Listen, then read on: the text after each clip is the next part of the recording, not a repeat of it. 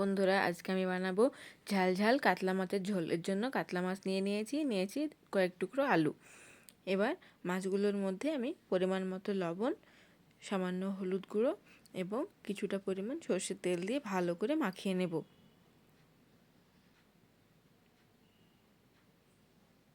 দেখো বন্ধুরা, আমি মাখানো হয়ে গেছে আমার মাছটাকে ভালো করে। এবার কড়াইটা গ্যাসের মধ্যে বসিয়ে দিলাম। কড়াইটা গরম হয়ে গেছে, পরিমাণ মতো তেল দিয়েছি। এবার সামান্য লবণ দিলাম যেন তেলটা ছিটকে না পড়ে। এবার ওই মাছগুলোকে একে একে ভালো করে লাল লাল করে কড়া করে ভেজে নেব।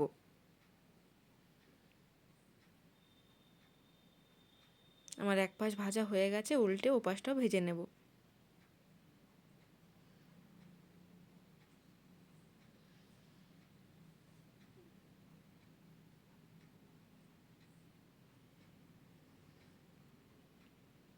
দেখো বন্ধুরা, আমার দুপাশটা ভাজা হয়ে গেছে। এবার এই একই নিয়মে বাকি সবগুলো মাছটা ভেজে নেব।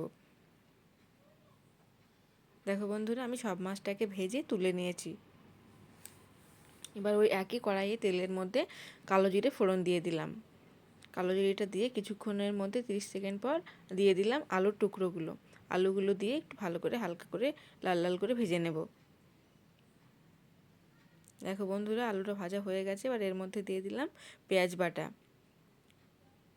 পেঁয়াজ বাটা দিয়ে একটু নাড়াচাড়া করে নেব। এবার এর মধ্যে দিয়ে দেব লঙ্কা বাটা। দেখো বন্ধুরা, এখানে আমি কাঁচা লাল রঙের লঙ্কাগুলো বেটে নিয়েছি। এগুলো দিয়ে ভালো করে একটু নাড়াচাড়া করে নেব।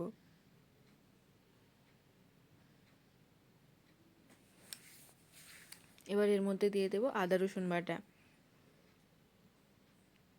আদা রসুনটা বাটাটা দেওয়ার পরেও আবারও ভালো করে এটাকে নাড়াচাড়া করে নেব। এবার গুঁড়ো মশলার মধ্যে দিয়ে দেব পরিমাণ মতো লবণ, পরিমাণ মতো হলুদ, জিরে গুঁড়ো এবং ধনে গুঁড়ো। এবার এর মধ্যে সামান্য জল দিয়ে দিলাম যেন মশলাটা তলায় লেগে না যায়। এবার মশলাটাকে ভালোভাবে কষিয়ে নেব।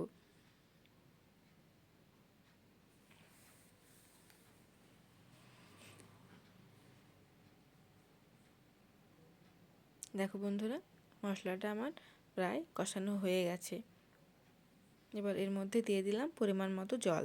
তোমরা যে যার ইচ্ছা মতো জলটা দেবে, যেমন তোমরা গ্রেভিটা করতে চাও।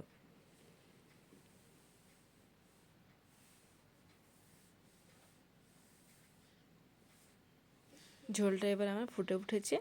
এবার এর মধ্যে আমি ভাজা মাছগুলো একে একে দিয়ে দেব। দেখো বন্ধুরা, ভাজা মাছটা দিয়ে দিয়েছি। এবার হালকা হাতে একটু মাছটাকে নেড়ে দেব।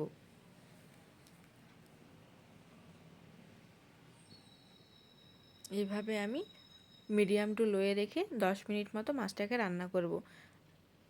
আলুটা যেন সেদ্ধ হয়ে যায় ভালোভাবে।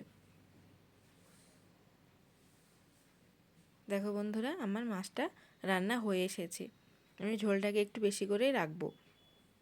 রান্নাটা আমার শেষ। ভিডিওটি দেখার জন্য তোমাদের সকলকে অনেক ধন্যবাদ। অবশ্যই আমার চ্যানেলকে একটা লাইক, কমেন্ট এবং সাবস্ক্রাইব করে দেবে।